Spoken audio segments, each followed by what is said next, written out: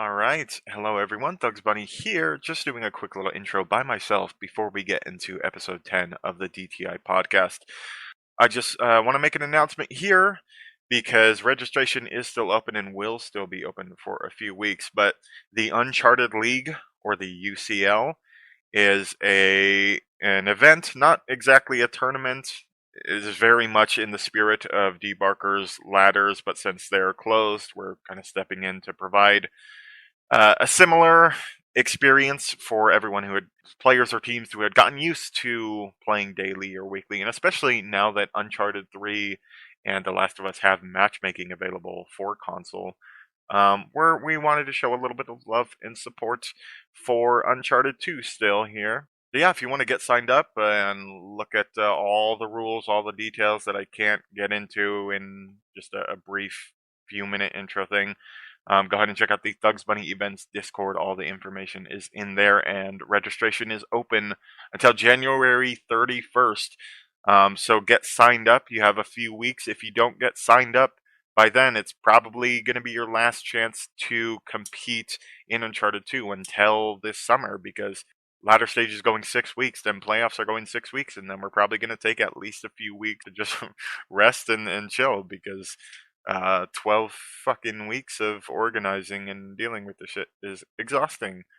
So yeah, if you don't get in on the UCL here soon, again, you might not be playing competitively in Uncharted 2 for like the next 5 months or something. So yeah, don't miss this opportunity. The only other thing that I wanted to mention is the DTI podcast Patreon thing that we have going on. There is so much that we have on the Patreon. We have so many exclusive videos, Team Void matches, Team Odyssey matches. We have some OG videos with Dai and Naruto Doom and whatever. We recently announced, and again, you'll see this on screen in the video version of the podcast, but we are doing Uncharted 2 player cards in the style of Naughty Dog, but also in the style of a kind of trading card kind of thing. My inspiration was if you're familiar with the Call of Duty CWL, where they have these fancy player cards, and so that was my inspiration. They're very fucking cool, in my opinion. They take a lot of work. I go into the cinema modes and actually take these, custom photographs by request. You pick what skin you want for the picture. You pick what map you want the picture to be on, if you want gold guns in the picture, and then I go in and do a little photography stuff and get the picture, and then I design the whole thing, and yeah, it's a lot of work, but it's also kind of fun for me to be a little bit artistic. Yeah, if you're curious about that at all, check out the Patreon. There's even more. There's expanded tournament statistics that we just recently dropped for the first Big Two Crew tournament. So it has like breakdown by map, by round. We have team stats. We have the awards for that tournament, and all kinds of fun stuff. There's so much over on the Patreon, and the majority of it is accessible with just the basic tier, which is like literally 50 cents a month. So yeah, like $6 for the entire year. And you can get the majority of that content. So yeah, check it out, please. We appreciate the support. And we are trying to get a prize pool together for the UCL as well. So any kind of support helps and is greatly appreciated. Anyway, I won't waste any more of your time.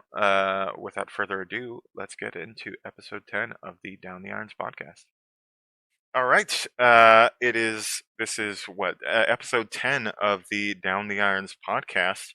I am joined as always by my co-host RaNDiM. What's up? It was good. Happy New Year. Yeah. Recording this Uncharted 2 in 2026. This is exactly where I wanted to be. Mm-hmm. Yes. And we are joined by NMEgo, or you might know him as SilhouetteLights. How's it going, man? Hi, it's been a long time. I haven't heard anything about Uncharted, but it's nice to see you guys. Hey, yeah, man. You guys been enjoying Uncharted in 2026, huh? Yeah, Ready for those right? Never would have those tournaments, huh? You know? Yes, You told me in 2019 when the server shut down that I'd be playing this shit again in 6 years, I would have told you were crazy. But here we are. Oh yeah, I would have bet the house against it. I Yeah, won't facts. lie. Sometimes thought about just connecting the PlayStation and just playing a few matches just for the nostalgia, but I actually never did it. The opportunity is there. It's too much work, buddy. It's just it's so much that you have to do, and plus I don't even know where my PlayStation 3 is. What do you mean? There's so much to do. I mean, it just looks so complicated. I didn't even bother. I was like, nah, I don't want to do it.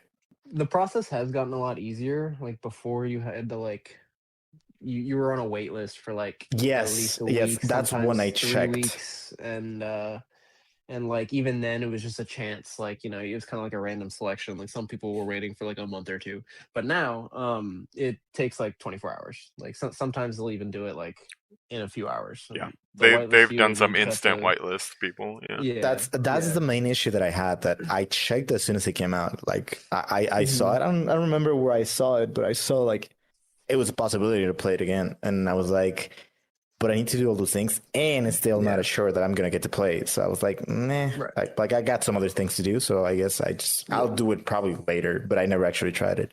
No, that's fair. That's fair. I know a lot of people that had the same reaction. They were super excited, and then I was like, "But wait, you kind of have to wait like a month." And they were like, Yeah, the hype was there, but not the effort.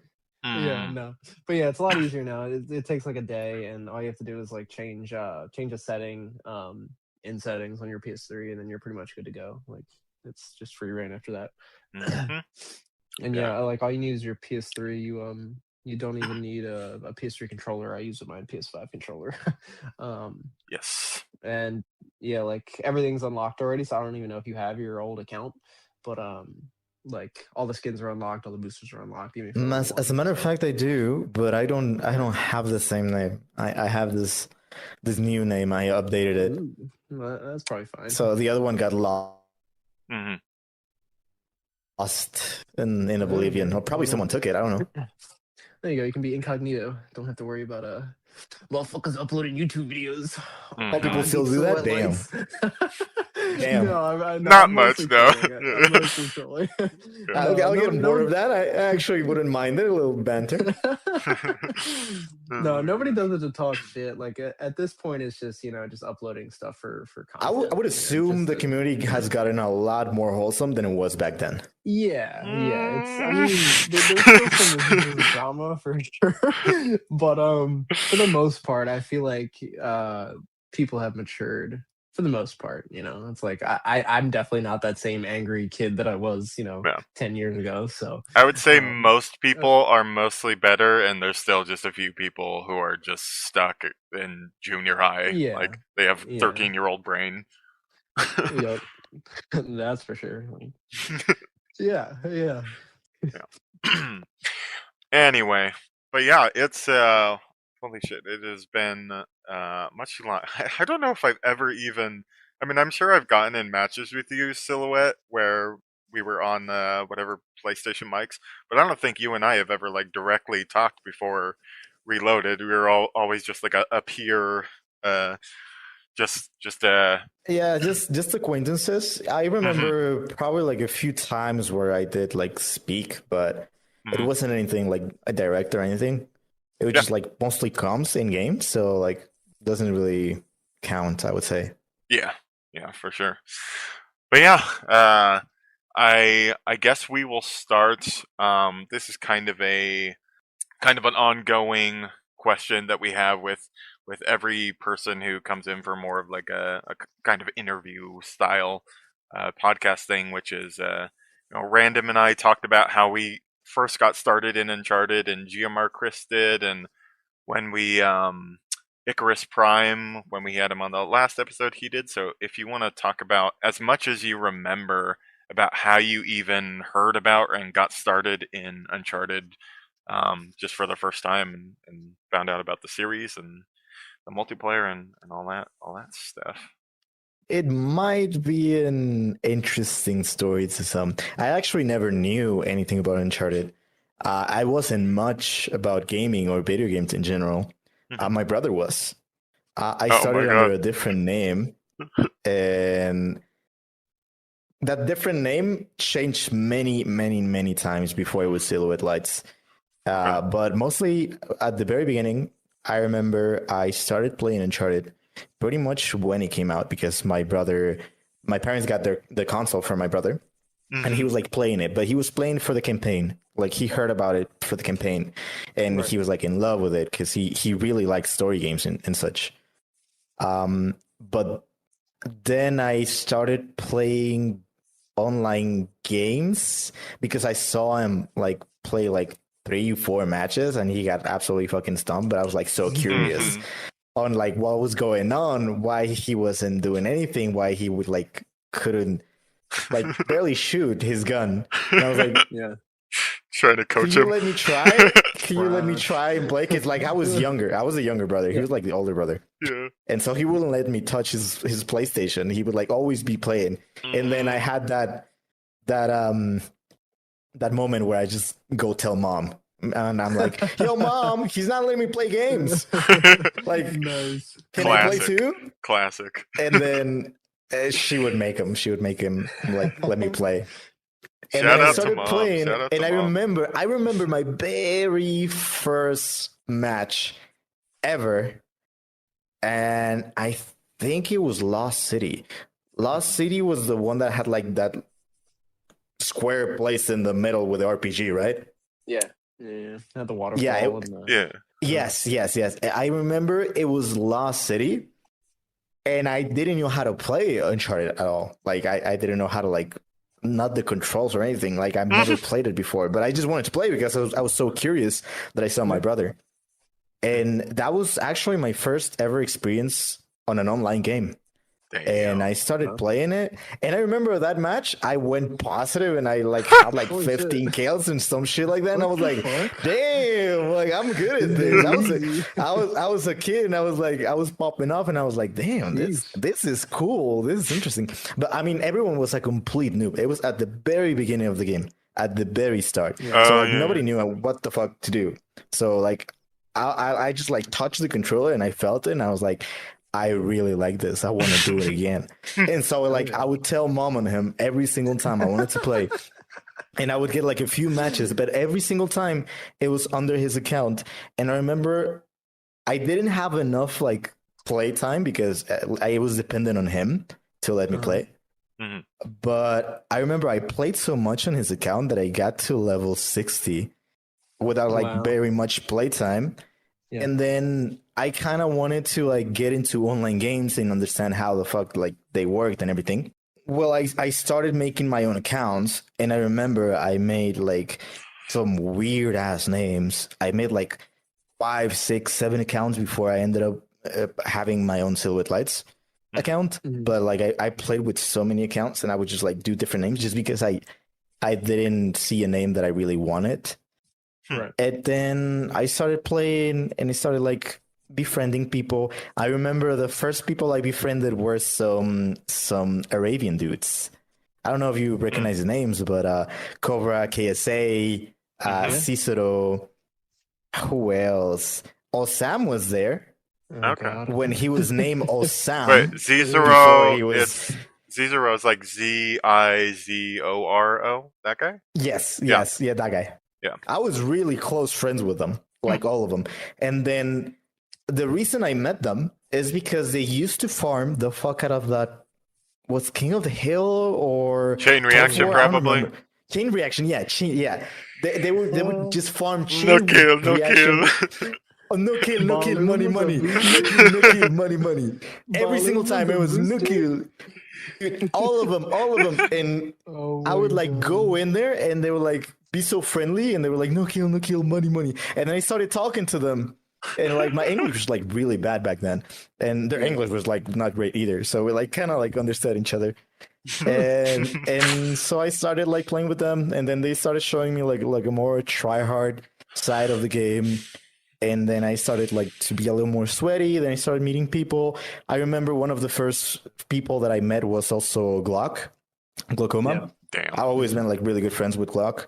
Actually, the reason that I'm here and the reason that I ended up having a career in a different game and PC, it's thanks to him. That's a story that I'll tell later. Yeah. But Yeah, please. it was really, really, really interesting to have my very first online experience to be Uncharted. I didn't really desire to be Uncharted. I actually only liked playing video games because I like cars and I like racing games. And my first experiences with cars was like Gran Turismo 1 and 2. And then on PlayStation 3, I remember I loved Gran Turismo 4. And I spent so much time in there. And actually, most of my online hours were in that game instead of Uncharted. But then, like, I kind of like understood what Uncharted was to me, and that competitiveness that like was woken up inside me. So like, I spent so much time on the game that, well, you guys know the rest. I started sweating a lot in that game. Oh yeah. Oh yeah. Hell yeah. No, that makes a lot of sense because something I was meaning to ask you was like, I wasn't aware, like, you kind of came out of nowhere from my perspective because I don't think I really knew about you until like UPG started popping off. And which I want to say was like mid to late 2013. It might have been like early 2013. But yeah, like I thought I knew like everyone and who was good, and like I anyone who's anyone is like gonna come across me like hosting tournaments or whatever.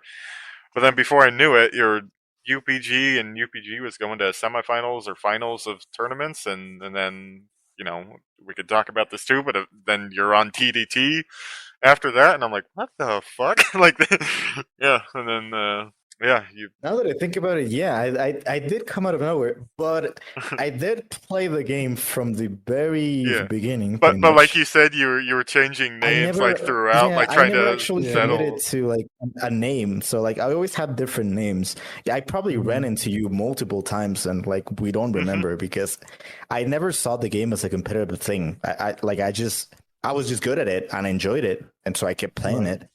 And then when I did the SilhouetteLights account, it's when I met the Cobra and the guys, the KSA guys. And I just started like meeting people. And I don't even remember how I met UPG. I'm pretty sure El Mago 99 was the guy who introduced me into them. And then I realized there was like other Mexican dudes who played like, and they were good. Like Nan was really good. Yeah. Pepe, Junior 95 was also really good. I remember Ivan Dito 13 was a guy who started from like really sucking ass because he was not good at the beginning to being really good, like really, really, really later on into the game because he wasn't that great. But the other two guys were like, damn, like I didn't realize they were like other dudes. I don't know. It never came to my mind that there were people from other countries or my same country who were like really good at the game because I never grasped competitiveness back then because I was just like enjoying the game. I was just like good at it and enjoying the game, and I was just like trying to kill because that's what you're supposed to do in the game, right? But I never saw it as like a competitive thing. So I guess that's why I came out of nowhere. And then suddenly people started like catching on to me, and they were like, yo, do you want to play with us? And I was like, yeah, because I don't know if I ever played in like a clan war client battle back when the KSA dudes were like there, but I do remember playing custom games with them and doing really good. And I remember they were really competitive, and they were like get really mad if you would like do better than them and stuff like that. So I just wanted to do better because like I was a kid, like, oh, they're getting mad, fuck yes. That's so funny. Yeah, no, that's awesome. I was basically kind of the same way. Like I had a similar upbringing to where I played the game for a long time and I felt like I was pretty good at it, but I just was totally oblivious to the whole competitive side of things. Like the only thing I cared about was playing pubs with double negatives, getting to level 80. I had no idea that there was this whole other side of the game of these sweaty motherfuckers just trying their balls off, trying to prove that they're the best. I was friends with some of those guys. Like I was friends with Mario Madness, but I didn't, I was just totally oblivious. And in hindsight, I'm like, fuck, man, I wish I got involved sooner. But, you win some, you lose some. That's so funny because I'm like the complete opposite. Like I had no interest in playing you were pub. calm from the very I get-go. always, even when I was like as soon as I was like playing public matches, I was trying to like just practice holding a position and just like I was I was so bored playing low levels. I wanted to run into like full parties or whatever, and like, oh yeah, I could practice this and actually practice against like the like really good players, and you know, trying to Yeah. filling up my cinema file storage of my best matches running into high level players. So, it's so funny. Yeah, that's crazy, man. Fucking, Because in you're my so lucky you had a brother that was in the comp scene. Like, what the hell? yeah, well, I was not yeah. that blessed. I also I felt like I was just so late to the game. I was just like I have to like really I have so much ground to like make up. Like I Right. have to just play against the best of the best of the best, you know. Otherwise, I'm just going to be left in the dust because they're playing against each other all the time, and you know, like fuck me. You know? That's pretty funny. But yeah, so you were saying that I don't know if there's any crossover here, but UPG was your first like team, right? So I don't remember who else was before, but I'm pretty sure I played with other dudes before. But okay. I didn't really recognize if it was a clan or not because Right. they were just like Yeah. trying, Okay. I guess. Yeah. But I would say the most serious team that it was like my first approach to like an actual serious team. It was them. It was UPG. Yeah. So And what? then Yeah. Does no, that actually before UPG it was Price Tag and Ace Layer and Rock Bottom. okay? So it was and Epic. Epic? Yeah, the Epic. Epic. Yeah, it was Epic. Okay. Yeah. Yeah. Yeah, I didn't know remember that. I didn't it know was that. Say Me Too and all of them. Okay. Yeah, So Jaguars, yeah, so okay. since Yes. you mentioned Glock, was he involved in any way in getting you into Epic, or was that later on? Like No, you with Glock? motherfucker would just like play with me. Like we would play all the time. We would chat all the time. Mhm. And he never really introduced me into like the tryhard side of things. I guess it's like also happened for him. I don't know. But like we would play all of the time together, and when we were playing together, I guess I was like playing with other people and making other friends. Yeah. So the other friends are the ones that like introduced me into it. But I guess I don't know. Things just happened. I don't really recall perfectly how things Yeah. happened, but Suddenly he you were wasn't on the the reason team. that I got into it. No. Okay. Yeah, suddenly I was like playing with people, and I was like, "Oh, cool, fuck yes, I have people to play with." Yeah, yeah. That's crazy. I had no idea that you were like, you know, an early part of Epic, because I was a part of Epic. I'm sure. I don't know if you remember that. Later but on, yeah. That's funny. Yeah, later on. I do remember, yeah, because I remember it was when I was playing with this circle of friends. It was Ace Slayer, it was Price Tag, it was this other guy that started with a Y. Why? What was his name? Why? There was a few dudes in there. No, Weezy. It was Jagark, it was Jay Ramos, it was Sal. Junior Swagger, it was some other folks in there. Yeah. I remember. I'm Okay. trying to think of who starts with a awesome. Y. Young Dope's the only Not player coming to easy. mind, but he's never Epic. No, it wasn't Young Dope. It wasn't Weezy. I know it's not Y, but it's got a Y. He's got a capital I'll Y. search for it. I'll search for it. Okay. It's probably in Warrior CEO YouTube channel in the videos in there. Uh-huh. Maybe a W, Wilshon F. That's why I said No, Weezy, it wasn't Wilshon. because it had the Y in there. Fuck. I was never close to Weezy. I think he was like in the later part of Epic when I wasn't there anymore.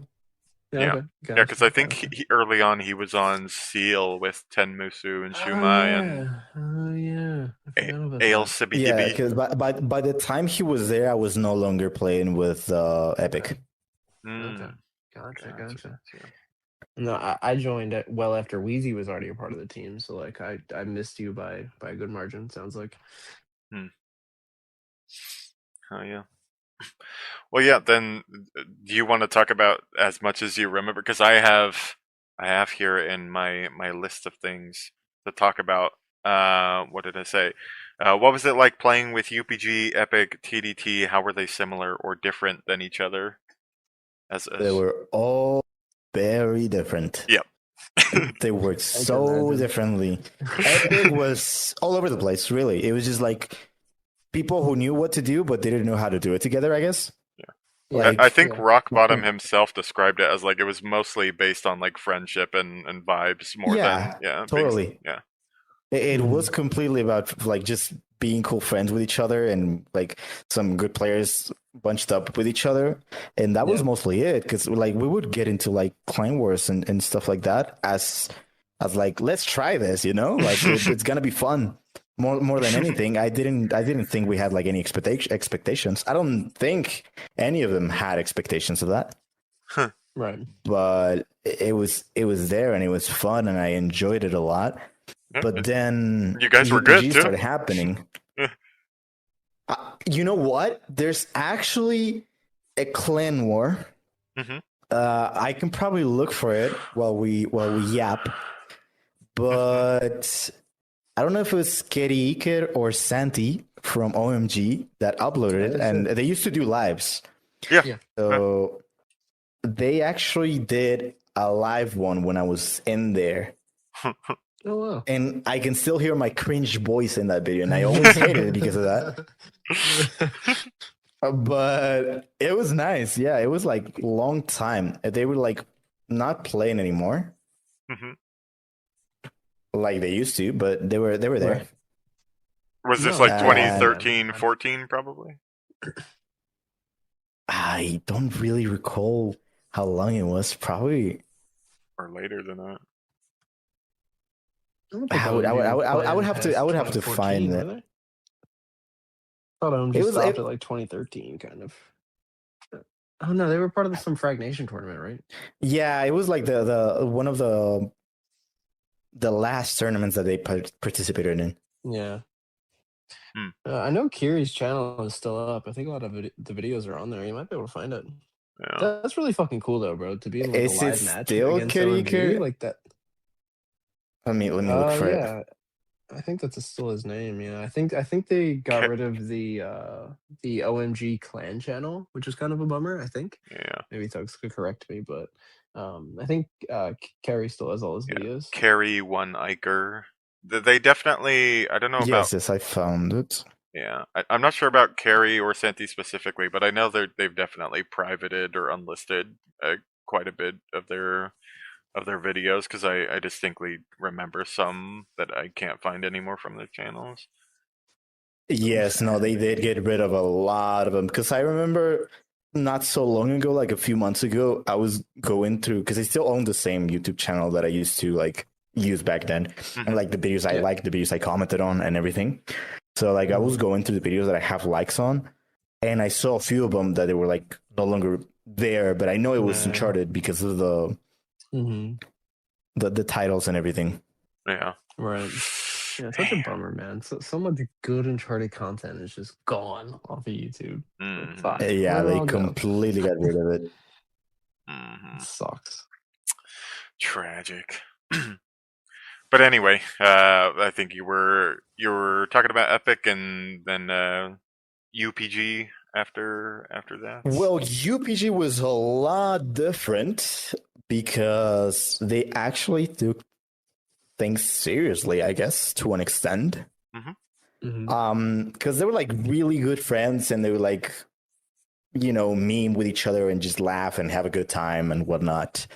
But by the time I got in there was some beef going on between NMEgo 99 and Snoopy, TKO Snoopy. Ooh. They hated each other. the They tea. despised Oh, each boy. other.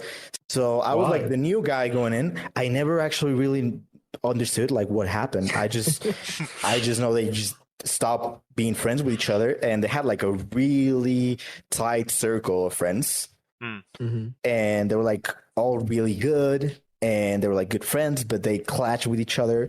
So the whole time they were trying to fight for who played with who instead of just playing together. So like Mago would like try to like make me play with him most of the time, and then Snoopy tried to do the same thing because I was a new guy, and they were like I was pretty much their new toy. Oh Because my I was god! I was a talented kid, and they were like fucking tryhards who just wanted to have like a good roster. Yeah. And so I was just being passed around like a fucking bitch back then. You were the kid being forced to choose between mom and dad in the divorce. Oh my god. Yes, and it was annoying. And the cool guys was Nan and Smokey because they were like always cool and they didn't care who they played with. They just they were cool with everyone. Mm-hmm. So it was interesting. But going back to the game side of things, they took things seriously. They actually went through positioning and roles within the match and whatnot, like who takes the power weapons, who defends the base and controls the respawns and whatnot. Mm-hmm. And I was like, damn, you guys are sweating this shit. I like it.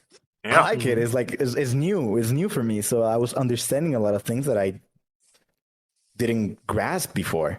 Because with Epic, it was like just scale and win. Yeah. I guess. Just do your thing. Yeah. But they had a method. They had control over things. It was different. So I started liking that. They weren't the greatest, but they were really good at it. Because I started playing with them and I started liking that. And so I kept like, liking that side of things. And I started sweating and I started understanding like respawns and how to like camp people and where to look at and how to control weapons. And I had this fixation where I wanted to learn every single nade that I could to hit hills across the map. Hell yeah. That was so satisfying.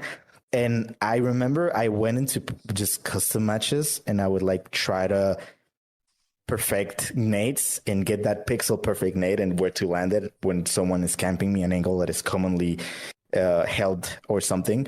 And I love that. I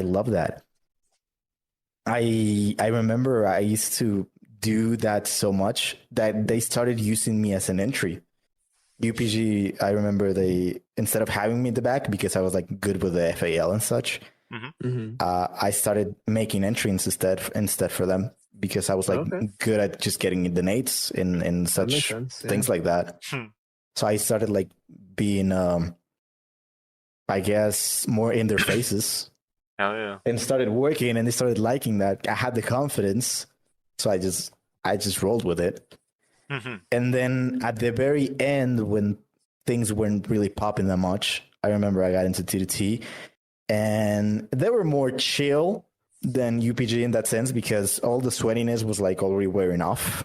There was nothing more to sweat for, but they still had their reputation to keep going. So you had to try their best every single time you play with them. So you already knew that you had like that in your back, that like you have a target in your back the whole time. Like if you're not performing, you're not playing. Yeah. So I had to sweat my balls off every single time. Yeah, you don't want to be. I had to sweat my balls off. You don't want to be the reason TDT loses a series. Yeah, facts. There's a lot of And pressure. then you had Johan that never cared and he just didn't fucking care at all. He just played. He just enjoyed the game. He just had his fucking live streams. Freaking Johan. He was cool. I always liked it. Yeah, Johan used to stream live. Yeah, Johan, the Team Pro Farewell Tournament live finals match, that was Johan's recording. Oh shit. Yeah, the one on my channel, yeah, he streamed it and so I downloaded it and uploaded the VOD. Well, eventually when we when we we'll get there. Watch party, I'll see it. But wow, I never knew that. It was pretty cool. Hell yeah. I'm actually it's super funny because I was expecting you to be like Epic was like more kind of vibey and then UPG was sweaty and then TDT was like another level of sweat, but it makes sense that like, I mean, because you joined them, it was like 2014, like after the Team Pro tournament, right? Yeah, I was around 2014. Yep. Yeah. Here's a question. RaNDiM might actually know this as well. Do you know when TDT like disbanded or kind of dropped the game? Was it just with Uncharted 4? 2? Yeah. It was when Uncharted 4 came out, yes. Because we literally all moved into Uncharted 4 and started playing at day one. Because we didn't have any interest in Uncharted 3. It just like didn't really fancy us. Shit was ass. But when Uncharted 4 came out, I was like, I'm gonna sweat that shit as much as I can. Yeah. And I remember I was popping the fuck off the very first months of that game. Mm-hmm. And then people started changing into it. I remember Yawi and Osam came a little late into that game because they were really playing it that much. I remember it was mostly just me, Glock, Monster, and I don't remember who else because Slick never actually changed. Slick never wanted to make the change. Yeah, I remember that. Yeah, that actually does make sense because TDT, like, my impression was that, I guess, kind of the same. Like, their legacy was totally cemented with the Team Pro tournament. Like, they had, in that whole 2013 year, they beat Ox, and then OMG, and then Team Pro, and then Team Pro made a tournament just to get a rematch with TDT, and TDT beat them even fucking worse, like way worse. Yeah, wasn't even close. So it's just like the Team Pro players like Croatia and Maddie were grinding so hard. It was just like, this is like the hardest punch that TDT is going to receive. Like, these motherfuckers are playing every single day for like 2 months getting ready for this match, and TDT just totally beat them down. So part of me is surprised. Like, I didn't know that they I guess, like, it makes sense though. Down, yeah, that unks. Yeah. well, just like the work has been put in, and now it's just like they're just maintaining it. Yeah. It's just keep your skills sharp, but like, we know the game better than anyone. Our strats are better than anyone. The chemistries are better. Like, there's no one's catching us. Like, we just have to, it's just keep polishing things, I guess. Yeah. Mm-hmm. Yeah, and that's a really interesting way to look at it. I never would have thought of that either. I figured it would have been all sweat all the time, but that's actually pretty insightful. Mm-hmm. So what would you say was like TDT's main reasons for success? Like, I'm sure there's a lot, but like, if you had to narrow it down to a couple things, like, what do you got? You want the short version, or you want me to like actually extend on it? Long as shit. Give it all to me. Yeah, we got the shortest. Fuckers were good, dude. Fuckers were really good. you got the sweatiest of the sweatiest. They shoot better than that was the job they had, to always look for the talent that just looked like above anything else. Mm-hmm. Like, if you were good, you were not cutting it. You needed to be extraordinary to actually be in that team. At least you had to be in Monster's eyes. Yeah. I love that guy, and we were like really good friends for a long time. But before that, you would like look at him with the utmost respect, because he would like, seem so cold and just like such a figure because he was so good and so talented. Mm-hmm. But reality is, he had like really good standards. Like, he had really high standards for who he wanted to team with and who he wanted to play with. And if he fucked with you and had vibes with you and you were like actually really fucking good, he wouldn't mind like keeping you closer and just making you part of the team. Because most of the people that ended up playing in TDT, it's not like they're like just got scouted and you're like, yo, join. No, like, they were like playing together for a while. They're friends for a while, and they just started like having that synergy. That also helped a lot because they understood each other really well. Like, everyone had a role and they knew exactly what that role was. Like, Glog was so fucking talented, and he always knew what his fucking role was. Like, no one was taking any fucking positions from him. No one was taking any zones from him. He was a unit defending things. Then you had Slick, who was like this fucking maniac who was just so fucking talented and did whatever the fuck he wanted to. Yeah. He was like so versatile, so well rounded. Yes. Yeah. And then you had fuckers like Yawi and fucking Osam, who were just like mostly laggy, but under that laggy ass connection, they were so talented. Like, they were probably not the best of the whole fucking world, because I think there was like more talented people, but Right. They had that Agreed. confidence. They had that connection. They had that skill to actually back everything up. It was like a whole rounded package. And Yeah. this motherfucker saw it and he didn't hesitate. Because Yeah. I knew Osam way before I knew anyone else. Way Mhm. before I knew competitive. Like I knew that guy and I always saw that guy and I was like, he always talks shit, but he good. Mhm. He real good. This is And he always backed up all of this fucking trash talk that he had because he would abuse the fuck out of the 1v1s. He would play 1v1s with absolutely anyone and everyone that came in front of him. If you played a public match and he was there, and by any chance, any mean, you killed him and you taunted him or whatever, he would get so fucking mad. He would not let it go and he would 1v1 you. Like he 1v1 pretty much everyone, I would say, that just didn't care or didn't have like a reputation to lose or whatever. Yeah. But those guys had the ego to back up their skill and it showed. And I feel like Monster was just like really looking at things by the whole package, and he got a team that formed the full package. That's why it was so hard to beat them. I wouldn't say they were like individually the best player of the world, but they were really fucking good. But they weren't like unbeatable, you know? Osam was unbeatable because of his connection, but that's another topic. But That's what in reality, That's exactly what I I love said. this guy, bro. they were all Yeah, we really could- fucking amazing. They were like really good, but But they were the whole package, you know. real quick, we have to Together, they were pause the whole package. because this is a Yeah, debate. I mean- I have to set the record straight because this random. He's gonna slander. he's gonna fucking bullshit. Okay, okay, we're setting the record straight. To be clear, I have said that because we debate this to this day, not just me and Random, but like a bunch of people. I have said, for the record, my stance is that Balloom with leg is the best player of all time. Without leg, really good, like fringe top 10, like for me. Yeah, I can put it in the top 10 for sure. Yeah. But the difference that makes him the best, because he was the best, it's because of his connection. It wasn't something else. Like, he's top 10, but he was not the best. He was the best because he was laggy as fuck, and he was really fucking good. Facts. And that is a combination that is hard to beat. 100% agree. Yeah, it's like Yeah. it's Yeah, 'cause- unintentional cheating in a way. Essentially, it's like 'cause what I told you- There's an Easter egg that I want to drop in here. There's an Easter egg that I want to drop in here. Yeah. It would have been so weird to see Osam play as Osam because that was his account for the longest time.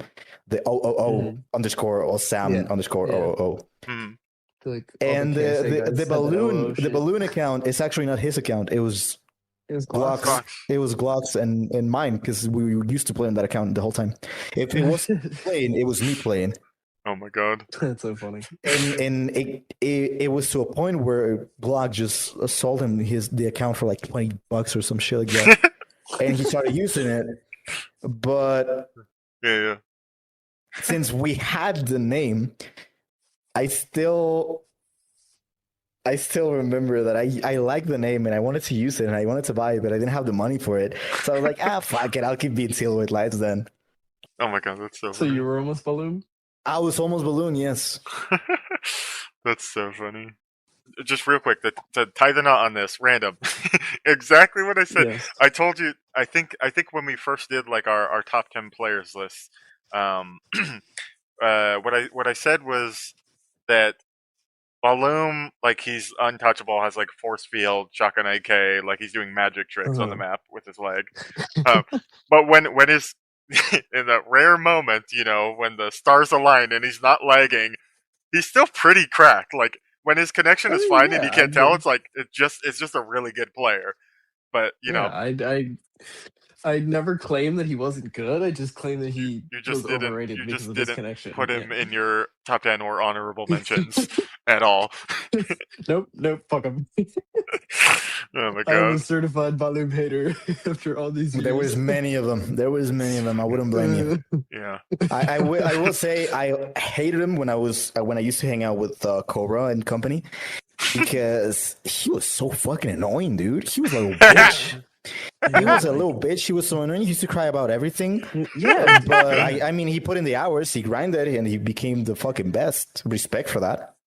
yeah. Like I joined TDT for a tournament that ended up never finishing, but like I teamed with him, with Monster, with Balloon, and I forget if Yahweh was there or not, but yeah, the first thing I noticed was that he was just crying about everything, bro. It's Yeah, like you guys were we winning too. Yeah.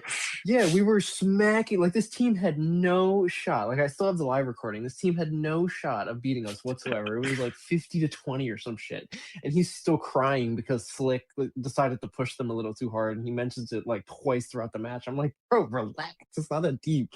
Why the fuck you crying right now? Anyway, but yeah, fuck that guy. Oh my god. Yeah. Yeah, everything you just said, Silhouette, is something that RaNDiM said, I think, on a previous episode. Like fuck that guy, he's a bitch. He's like, oh my god. That's so I was cool with him though. Like I became friends with him though. That's the thing. I was really cool with him, and I became friends with him. He's a nice dude, but when he doesn't fuck with you, he's just the most annoying piece of shit ever. Mm-hmm. I hear you. Okay, so since you kind of mentioned it, I am going to put you on the spot a little bit because it is one of the questions I have here, and you are welcome to just outright decline the question. Yeah. But I am very curious, especially since you said that some of the TDT guys weren't like the top players in the game. Who you would say are the, just off the top, you can say 1 or 2 or 10 players, the best people you've played with or against? The best players from that team? Just any that you've Just come ever. across in pubs, in comp match, just that you've just seen videos of on YouTube. Like, okay. I mean, shout out players. I'll shout out the ones that I remember, because there was many that I always liked.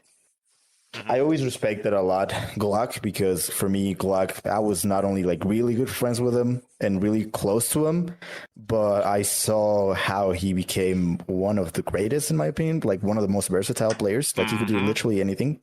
Fuck yes. And he was just so good at it. His leg was another thing that I always like consider super like versatile, and that was something else for me, because no matter what weapon you gave him, he would pop off. Like he would pop off. He was just really good with it. Like he was so good with the pistols. He was so good with like FAL and stuff like that. Sniper. He was so annoying. He was so annoying to play against. And whenever you find someone that it's just so annoying, you know it's because they're good. Like there's talent to back it up. It's not just because they're killing you like in an annoying way, like with that booster. What was the name? But you could just like look up and situational awareness. Situational awareness. Yeah, it wasn't like that type of annoying, you know, where like it was just like cringe. Yep. It was just like I can't do shit against you type of annoying, and that was so fucking just hard to beat. Those two fuckers, I always had the utmost respect. Monster, you know, he was really talented, but he was also the flashiest. I guess it's mostly because he streamed a lot of his, like he recorded a lot of his POV. So you would do like the highlights. Yeah. He always uploaded the highlights. He got all the clips, yeah. But motherfucker was like flashy because he always wanted to sniper. He always wanted to like do some crazy shit with it because he always wanted to upload like videos about it and stuff. If I could snipe like him, I would also grab the sniper every time. Yeah, motherfucker like loved it. So from the team, I would say those 3 for me were the absolute trident of the team. Yes. Like no matter which one of the 3 you had, if you had 1 or 2 of them, you know it was going to be a tough battle. If you had like fucking Kojat, Uncharted Win, fucking Johan, then I'd be like, this is gonna be fun. You know what's gonna happen. Right. But any of the other 3 were in there, you know it was gonna be fucking annoying. It was gonna be tough to beat. Yeah. Right. Gotcha. I think there were some other players that I respected, but they were like late players, I guess, because I never really paid attention to any other players than my teammates. Because like I was like, fuck you, who the fuck are you? I don't care. I'm just gonna play against you and beat you. But Wesker was a fucker that became so Nice. fucking good that became annoying as fuck. That guy was whatever, like for the most part. But then I don't know what the fuck clicked in him that he became so fucking good and Amazing. so annoying. Yeah, I don't know if he was because he was playing the whole time with fucking Ice Cold Boxing that he became so cringe because Ice Cold Boxing was cringe. Love that dude. Yeah. But he had this like old school playstyle that he kept it for the whole time, and not many people had it. And I feel like Wesker perfected it to a point where he became so complete that he had that like playstyle that he was so methodical, but at the same time so aggressive, and it worked. Right. Mhm. Yeah. I want to say I don't know Makes a lot about of sense. Wesker 5 specifically, but something that I have come to realize, especially in Reloaded, is that I think so many people that were like around 2010, 2011, even 2012, but then like started to pop off in 13, 14, 15, are just really young people. Because I think Wesker, I might be mistaken. So if anyone knows and that I'm wrong, correct me in the comments. But I think he's going to school right now, like university. So I'm like, what? He's like early 20s. Like, how fucking old would this guy have been? Like 10 years ago? Was he like That makes a lot of 12, 13? sense. Yeah, because there's like, if they got on the game and they're like 10, like of course they're like kind of stupid Yeah. and whatever. But by the Right. time they're like getting into high school, it's like, oh shit, like they got a brain on them now, and they're figuring shit out. Yeah. They perfected their fucking formula because it was just guts. It was just, like those players, most of the Brazilian players were just like really ballsy. They just didn't care and they just did things. Mhm. And at first it was really stupid because you would catch onto them and you would like smack them with your dick, like literally just fucking make them face plant right at the very beginning. Yeah. But then they started perfecting their formula to the point where like they would smack you with their dicks. Literally just bitch slap the fuck out of you in the matches because they got so good at it. And they had this very specific playstyle that I don't think many other teams really had. Like there was no other like Latino players that had it.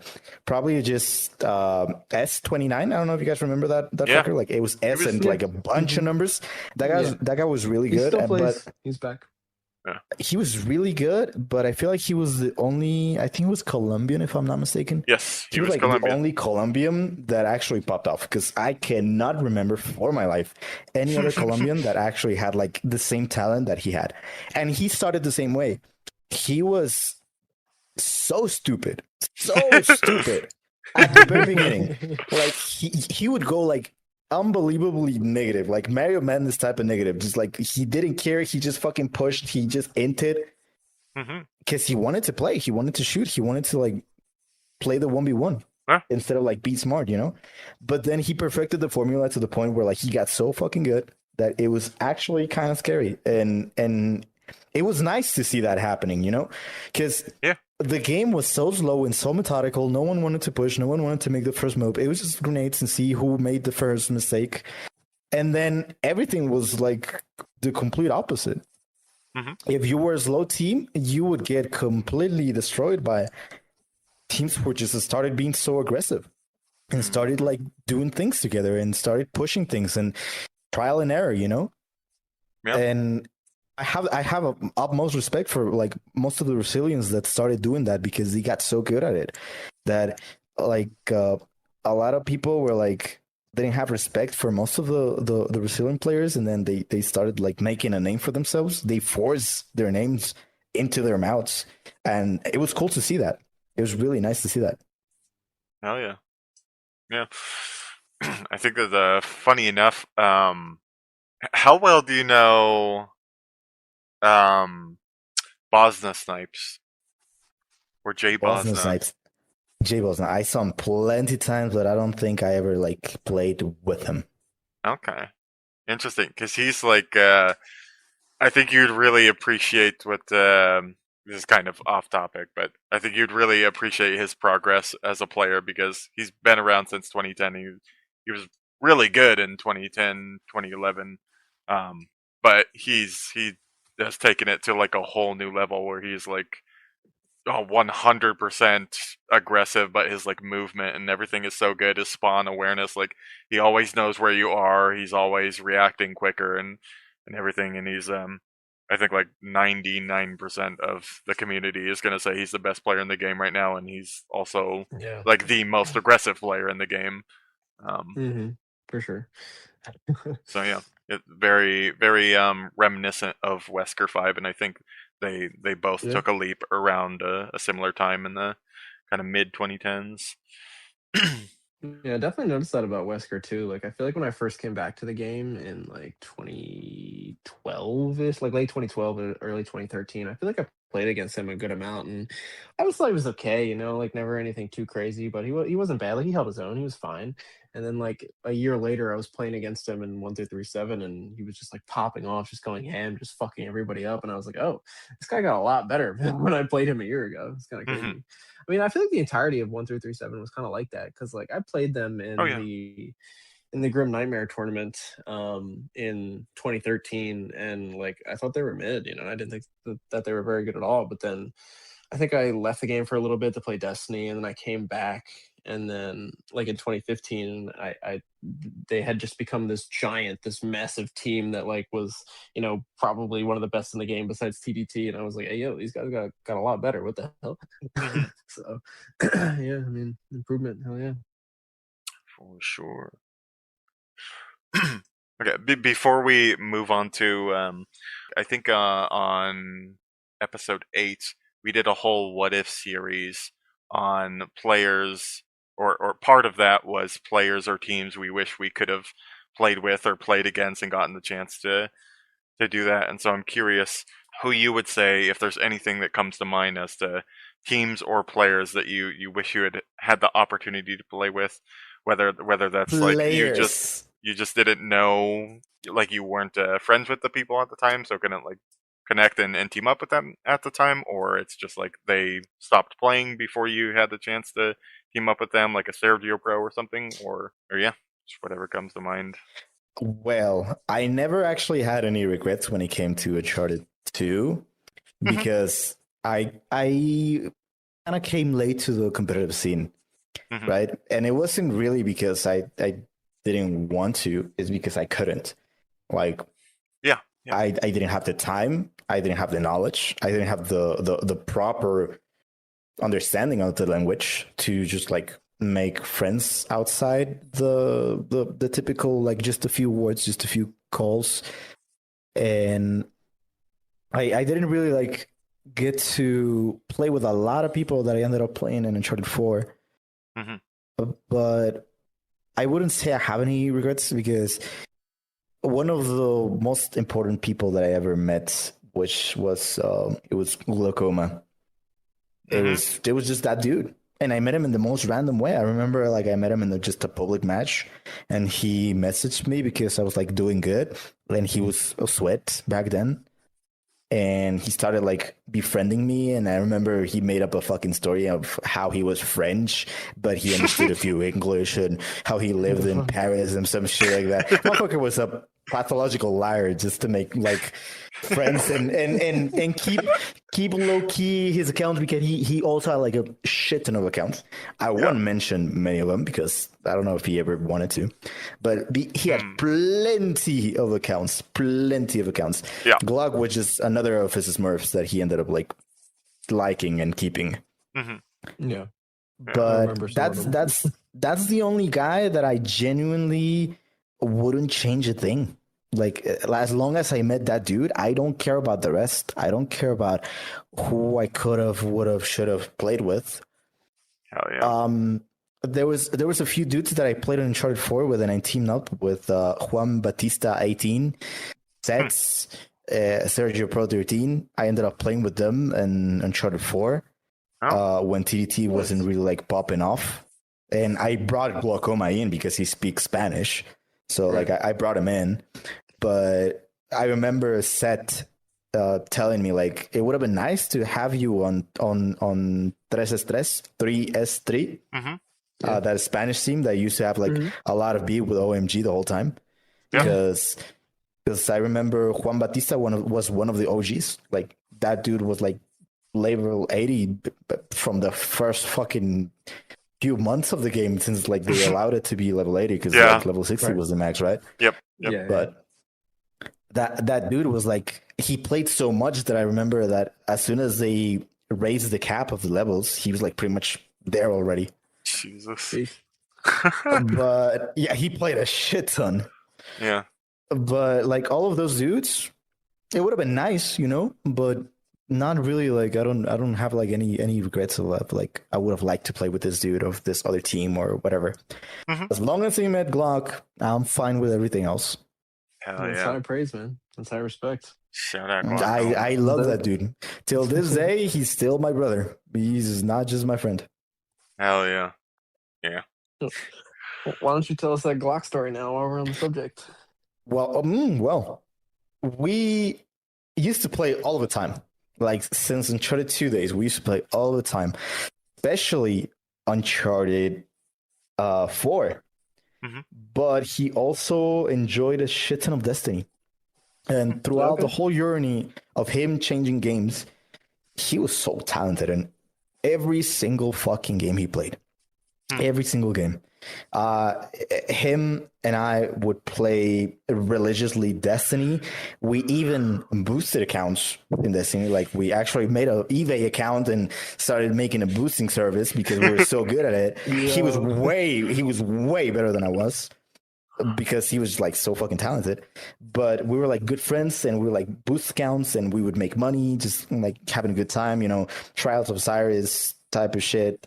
I don't know if you guys ever played it, but I we would still like play boost it. accounts and get stuff like that. And we did the same with Destiny 2. And we also played Overwatch, and we liked Overwatch so much that we spent so much time just tryharding our asses off, and we always wanted to be like max rank or whatever in whatever game we played. Mhm. And then I don't remember what was the last game we played. It was probably either Destiny 2 or Overwatch. But he started changing into wanting to play on PC. And back then, I was a student. I was a broke boy, right? Like I didn't have any money to like buy a PC. I didn't have like, I just had my console and I was happy with it. So I would just like play on console the whole time. And he would tell me like, yo, dude, you should swap to PC. It's like really cool. It's really nice. It's like a whole different world. And if you really like to compete and be a tryhard and such things like that, this is the right place to do it because there's opportunities. There's tournaments. There's this and there's that. And I was like, I would like to, but I mean, I don't have the money for it. Yeah. And he kept telling me for months and months and months to swap. And there was a point where he had a talk with me. He approached me and he was like, you know what, dude? We've been real good friends for like a long time. And I really believe in you. I believe in your skill. I believe in the things that you can do. And I know that we can do things together like beyond what we ever imagined. And I truly believe in your skill and that you can do greater things. But if you're in console, I don't think you'll ever achieve them. And I was like, well, I appreciate you, but like, what am I supposed to do? And he gave me $800 to actually buy a PC back then. That was in Wow. Oh my god. that was in like 2018. What the fuck? Probably 2018, 2017. And he gave me $800 to actually buy and build my own PC because he believed in me. And I was like, I was baffled. I didn't know what to make of it.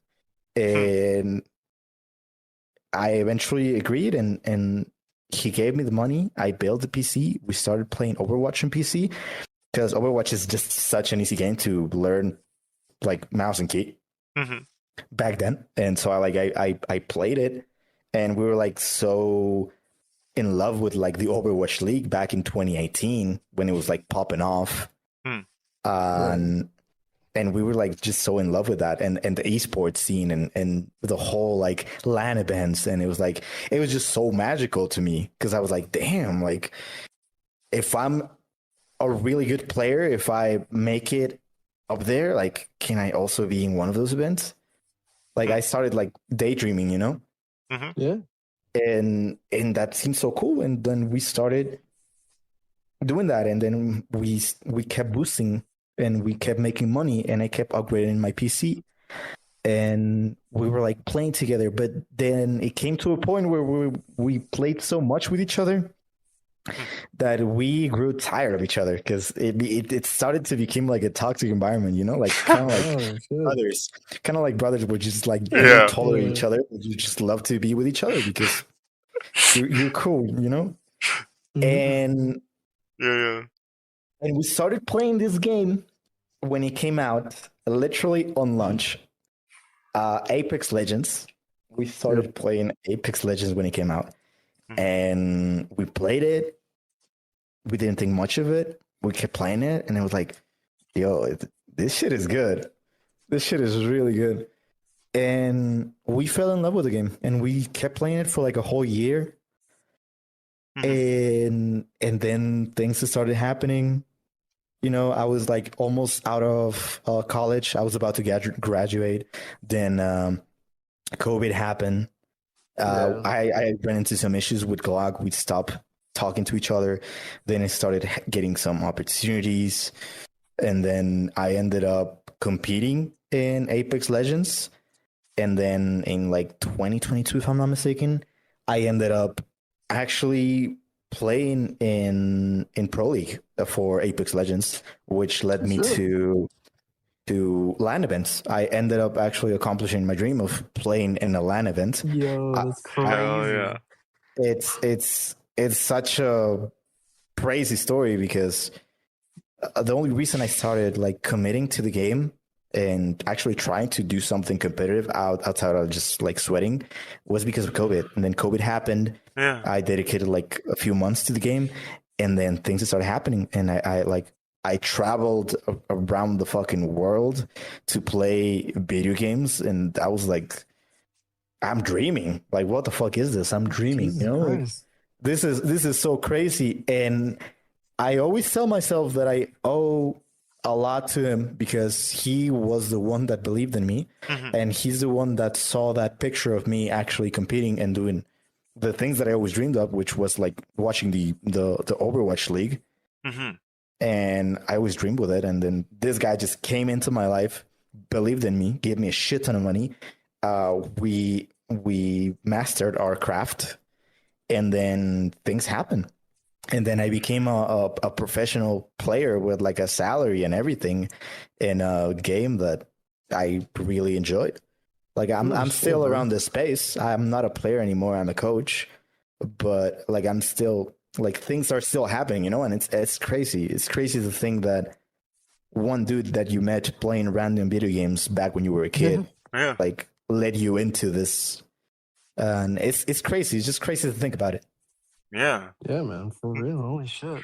I didn't know. That's a wild ass story. I was not expecting all that. That's why I tell you, man. I have the utmost respect for that dude. I love that dude. That guy is my brother. That's not my friend.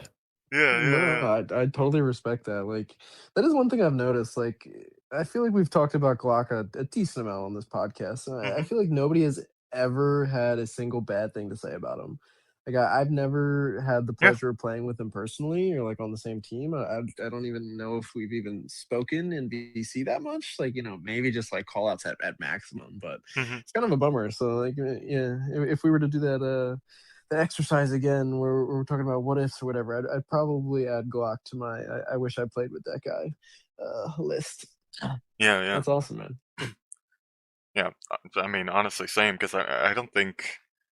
Yeah, no, I don't...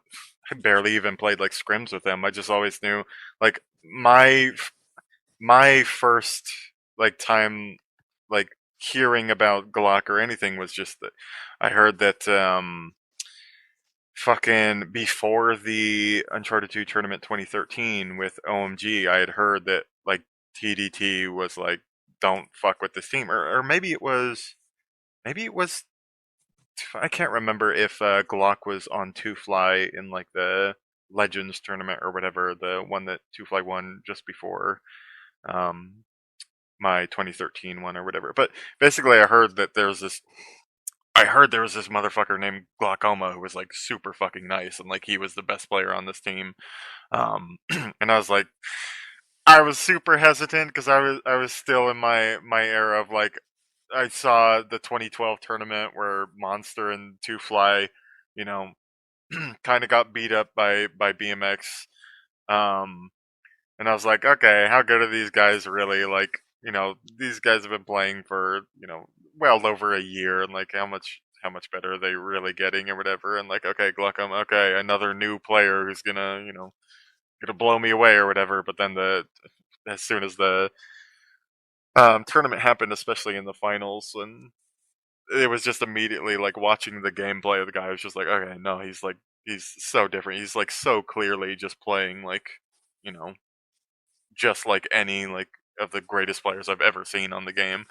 Where and Silhouette like mentioned the versatility of of Slick, but yeah, again, Glaucoma is exactly the same. Where I'd say like there's no role, no play style in Uncharted history that I can't see Glock, replicating and being successful with. Where he plays like an anchor in some games, but then you put him against a super aggressive OMG team on Sanctuary with chaotic spawns and gunfire everywhere, and he completely dominates that game. It's just like this it's such a it was immediate. Like he's probably the only player like after 2013 where as soon as I saw them play, I was just like, no, he's the real deal. Like it was just so instant. Like, and whatever. Gotta figure out how to drag that motherfucker back on the game. He's cool. He's off video games right now. He's not playing. He plays sometimes here and there. He plays some Apex here and there. I don't know if you guys remember the X-Style Pro gamer tag back then. Kevin X-Style Pro. We were like still really good friends, all three. So Kevin, Glock, and I, and we would like just have fun, chill in games. Sometimes those two still play some Apex on some other games. They just have fun and chill, but they don't sweat anymore. They just enjoy it. Retired. Respect. Yep. Just living life. Life catches on, and they're just minding life, He could still come back for some casual matches for nostalgia. Yeah, I mean, Monster's kind of doing that. I mean, he's got a whole family and hops on every once in a while, and But Monster always had that dog in him for Uncharted. Like Monster was nothing like Uncharted 2. Nothing. He played Uncharted 4. He never really enjoyed it. He just wanted to be good because he didn't want to lose his I guess the aura, his prestige that he had. Yeah. Because he was good at it, but he didn't really enjoy it. And he told us many times that he just didn't feel the same. He didn't really enjoy doing it. Yeah. But Uncharted 2 was always his baby and will forever be his baby. Yeah. Probably the same for a lot of us. I mean, clearly me and Thugs as well. We're still. We grew with this game for the longest, and we spent so much time in this game because it's years and years and years that we spent in the game before it was like shut down, and now we're still reminiscent of that because it was the good old times. Mm-hmm. Yeah, it's so childhoods, man. So much nostalgia. It's just so fun to live back and to make new memories. Yeah, we still in it. I put a ring on it. I'm an Uncharted 2 lifer. Married to the game. Well, I have one final question, but it is kind of it kind of leads to us wrapping up. So I'll let you guys random if you have any more questions, or if Silhouette, if you had anything to ask us about the Reloaded stuff, because we got info. Well, I wouldn't mind trying it, but I moved out recently and I did not bring my PS3 with me. I brought my PS5 and I never actually plug it. I have a PS5 just sitting in there, like I never actually plug it. I'm just a PC gamer through and through. Like I just like to play games here, and if I have some nostalgia, I emulate them. I emulate them because I own the originals. Don't crucify me. But that would be my main problem. That I just don't have a PS3 anymore. I would have to look for one and probably just buy it and set it up. I wouldn't mind doing so because I won't lie. I still have that nostalgia for the game, and sometimes I just want to relive back just holding that controller and just playing some Uncharted. I grew with it so much. Like it was my introduction to competitive games. Mm-hmm. If it wasn't for Uncharted 2, I wouldn't actually had a career in Apex. Mm-hmm. So like I treasure Uncharted a lot, like a lot, because it made me and it gave me what I have. So I wouldn't mind going back to it. Yeah. To be fair, it is available on emulator on PC. But I heard you cannot play online, right? You can. You can. But what's the catch? I don't know how active it is. Well, yeah. Are the servers different than PlayStation? Yeah, there's no crossplay. It's not That's crossplay, which is kind of that would be an issue because everyone is playing on their consoles, right? Yeah, all the tournament all the sweaty stuff. people are. Yeah. There's like some noobs that play on PC. Yeah. But doesn't it say in the log list? Yeah, that wouldn't be the same experience. Yeah, no, it definitely wouldn't be. I want to log into fucking Uncharted and get absolutely fucking smacked with reality that I'm rusty as fuck because I don't even touch a controller. I still play them in key to this day. Like I stopped playing controller just because of, again, Glock. Like he told me to just switch to M&K, be an M&K nerd, and so I was. So I am. Yeah. I never looked back. I still play some games with controller just for the nostalgia. You know, like Souls-like games, racing games, and stuff like that, because it's so annoying to play them with M&K. But that's it. Mm-hmm. Okay, look. Yeah, you would need a PS3 in order to get smacked. They just brought up matchmaking back online for Uncharted 3. They're gonna do Uncharted 2 soon, so like you could even just like hop in and just random. Oh, that's sweet. Yeah. Because right now it's only customs, but I'll look for the way in. Yeah. You're gonna say, I already bought one motherfucker a PS3. I can't keep doing this shit. Can't live off of charity. Glock number 2 buying you a new console. if only this had a competitive scene, dude, I'll be locked in. Look, we'll have LAN events someday. I'm just saving up to fly people out for LAN. Win the lottery, Thugs. We'll get there. I'm trying. You don't play Destiny, do you? Still? Like, you don't still play Destiny? No, I don't. I completely stopped playing it. Also, Destiny 2 is just a shit show now because Destiny, the first one was a complete gem. It was beautiful through and through. Like everything was absolutely fucking just amazing. And then Destiny 2 was really good when it came out for like 1 year, 2 years, and then everything went to shit. And right now, the game is in the worst state possible. So like I don't look forward to playing it. Sometimes I kind of want to play it just for the raids because raids were fun. That's basically all I do on the game now. I just play raids and nothing else. I sometimes want to play it just because of that. But then I remember Destiny right now is so stupid that you have to like get certain stuff and light level and this and that, and I'm like, fuck that. They did change that. So now you're, no matter what level you are, you're brought up to the highest member level in your party. So that's nice. So the grind is essentially mostly gone. Well, that's really good because that game was grindy as fuck. Yeah, no, for sure. And like, I don't know how interested you are in sweating in Destiny, but like I started doing like the most giga sweat version of raids where you clear them with only 2 or 3 people instead of the normal 6. Oh, dude, it's I tried those. Yeah, I tried those many times, but it was so methodical that sometimes I was like, damn, this is too demanding. Like, might as well just get my friends and do the whole raid as it's meant to be, right? I want the loot too. Yeah. Yeah, no, so that's what I've been doing. Like, eventually, I've just done so many 6-man raids that I just got bored, and we're like, we're just gonna do this with 3 people because we hate ourselves, and it'll be fun. It do So be yeah. fun though, but Yeah, yeah. no, it's a blast. Like it feels so satisfying and so rewarding. Just like seeing the progress, like firsthand of you struggling at first, and then it becoming easier and easier and easier, and then you can do it like flawlessly and like literally not die at all. It's so satisfying. But yeah, I just wanted to throw that out there. I might boot up the game just for that and actually try Yeah, it. man. If you're looking for people to play with, let me know. I'm down. I have a whole clan. Yes, sir. 60 people. Like the good old sure, times. so. Yes, sir. Hell yeah.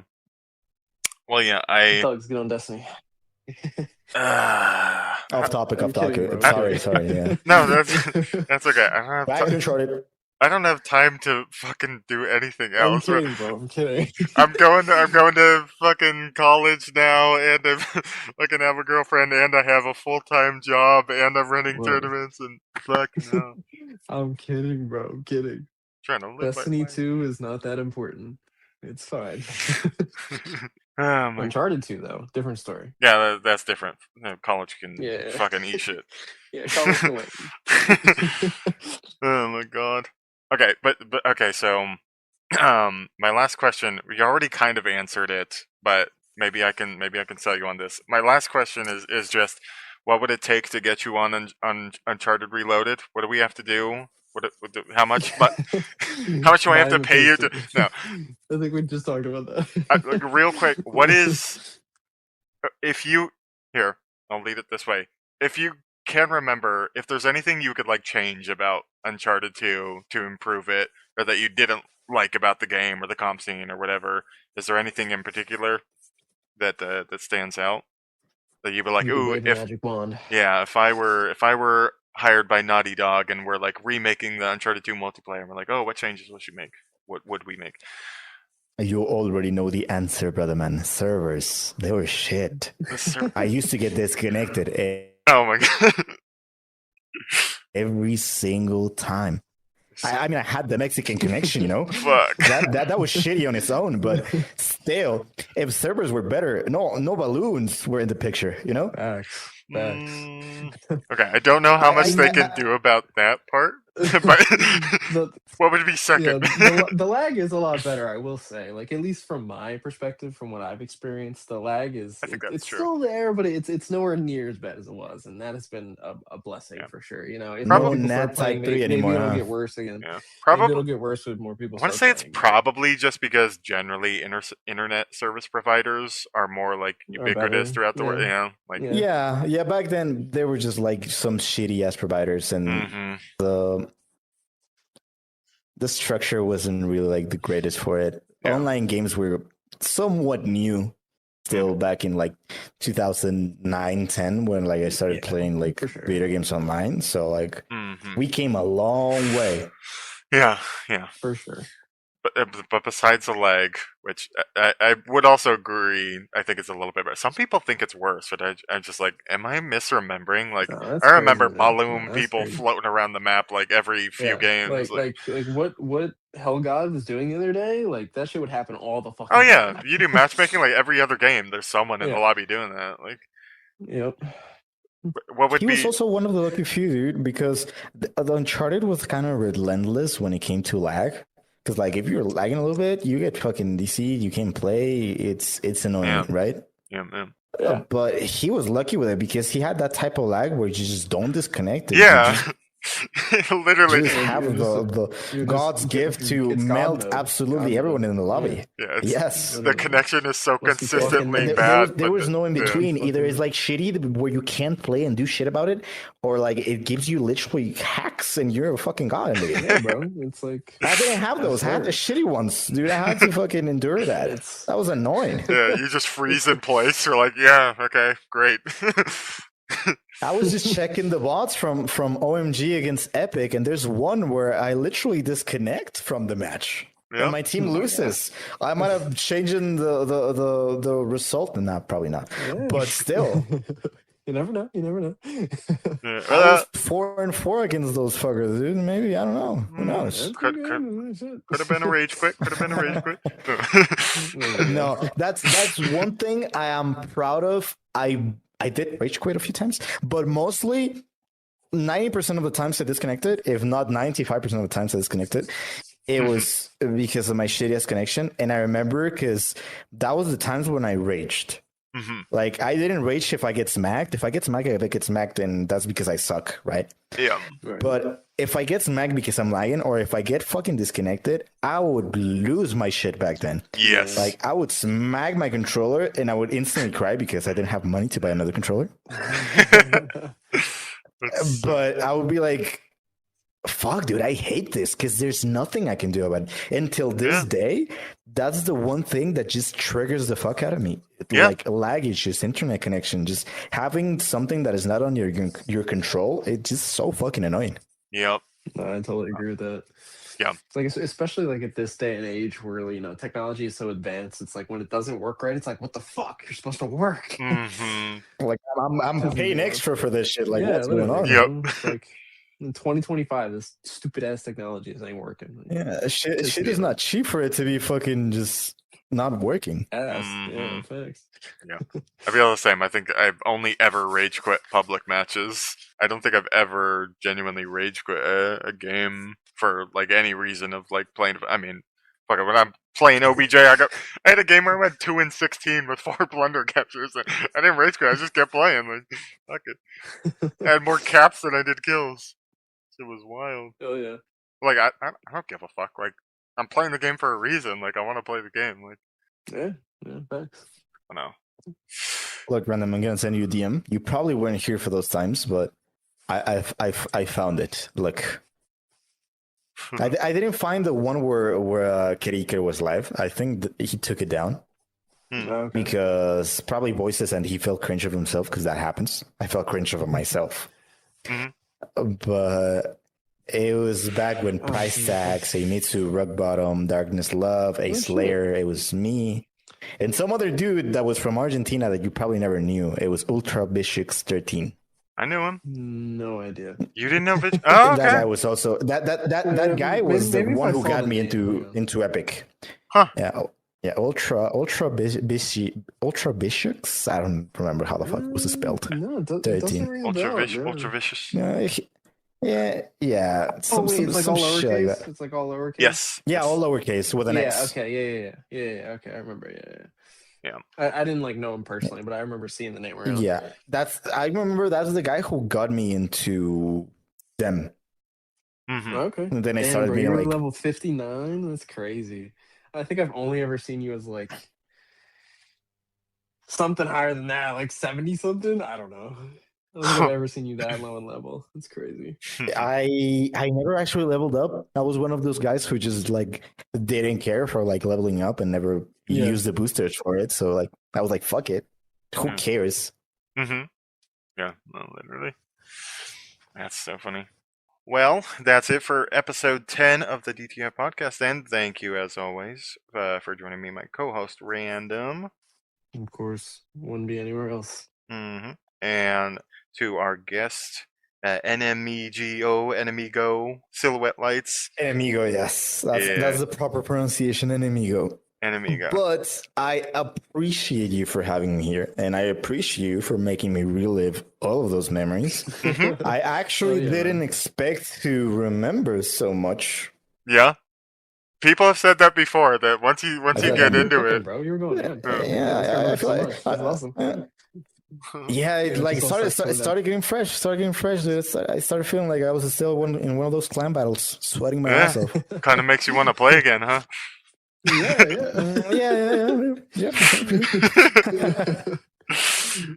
All right. Well, hell yeah. Happy to have you here. Appreciate you taking some time Thank you. to chat with us. Hell yeah. Bye-bye, everyone. Bye. Bye-bye. All right. That was episode 10 of the Down the Irons podcast. Thank you guys for watching. Thank you to our guest, NMEgo, or SilhouetteLights. He was an absolute pleasure to have on the podcast. Just a quick reminder to check out the UCL. Get signed up while you have the chance. Registration is open for just a few weeks. Closes at the end of the month. So get in while you can. Seriously, this is very likely the last chance you will have until the summer to participate in competition. It's going to be a lot of fun. So yeah, nothing to lose. Just go ahead and sign up. And of course, as always, we appreciate anyone who's willing to go over to the Patreon and support. There's a ton of exclusive content, early access stuff. There's so many perks that you get by being a part of the Patreon. And yeah, obviously we appreciate it a lot. RaNDiM appreciates a lot. He gets half of all of the payments to the Patreon. So yeah, even if you fucking hate me, you can still show support and support RaNDiM. Anyways, thanks for watching, guys, and yeah, sign up for the UCL. Sign up for the UCL, everyone. All right, bye. I'm done. Bye.